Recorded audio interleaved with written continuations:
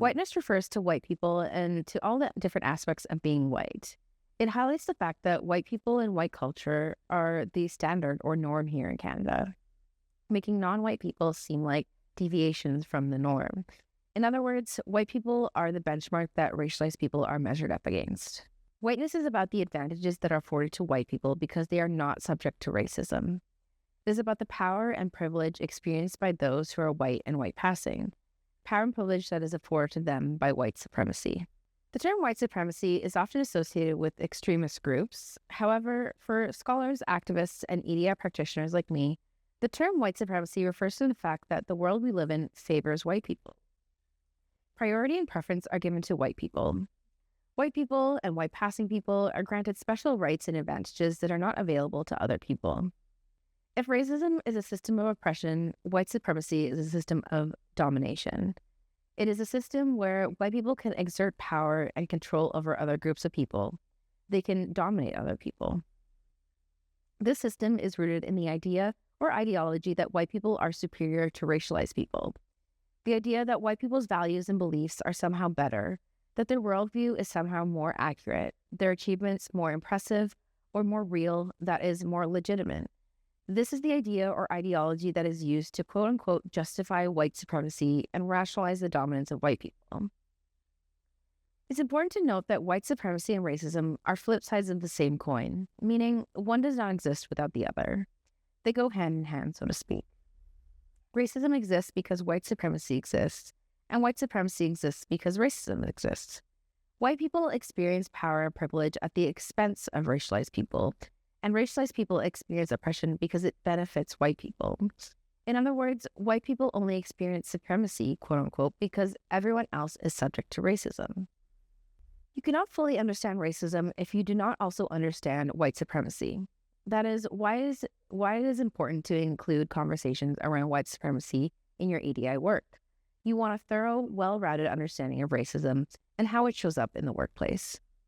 And because racism and white supremacy are flip sides of the same coin, so to speak, addressing white supremacy in the workplace is going to be similar to addressing racism.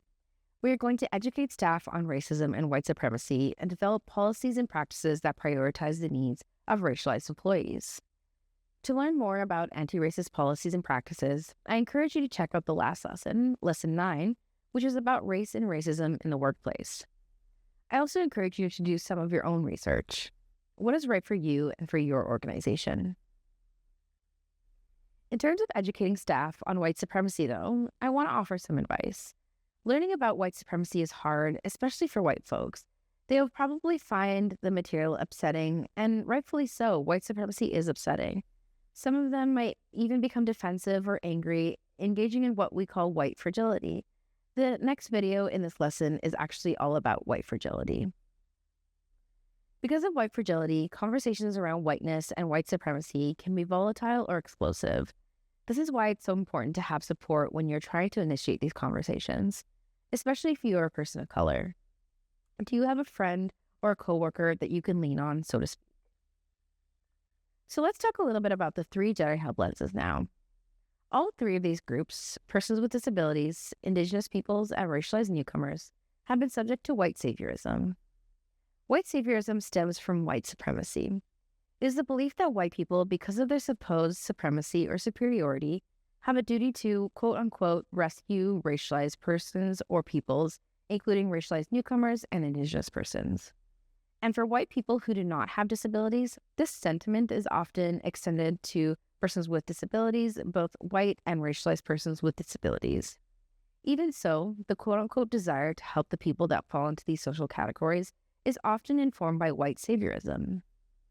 If you're interested in learning more, I encourage you to check out the PDF included in this lesson, which includes some resources and self-reflection questions regarding white saviorism.